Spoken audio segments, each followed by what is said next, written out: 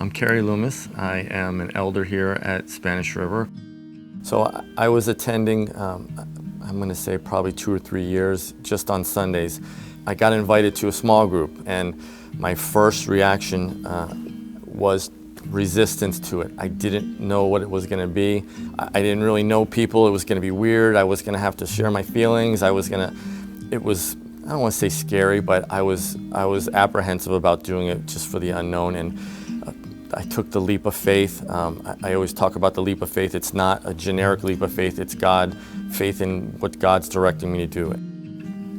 Going into a small group, I'm leading one now, but it's as important for me to sit around and study God's Word with a bunch of Christian men or men seeking Christ.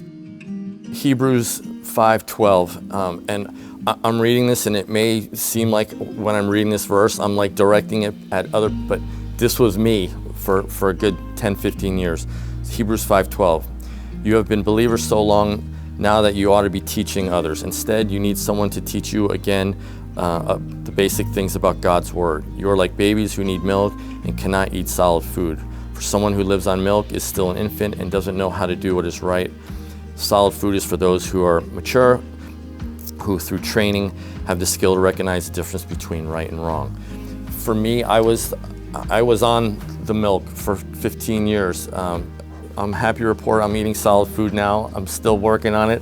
I'm glad I'm past the milk, but it's that idea that, not getting involved in small groups, you're not learning the same as if you're just sitting at home and reading the Word, which is really, really important too.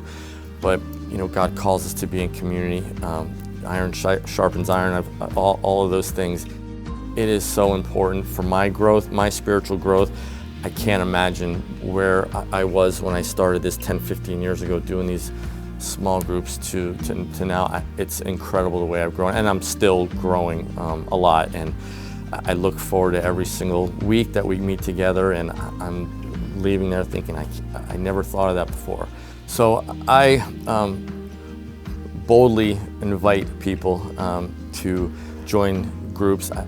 The women's groups, the men's groups, they've grown to a point where it's unique. And I just think it's incredibly important to take a leap of faith and to not do like I did and wait this long, because I wish I would have done it a lot sooner. I would be a lot closer, and my relationship with the Lord would be a lot stronger had I not waited. So, my hope is that we get every single person into a life group and just have everyone get blessed the way I've been blessed. And a lot of my friends have been blessed by these small groups.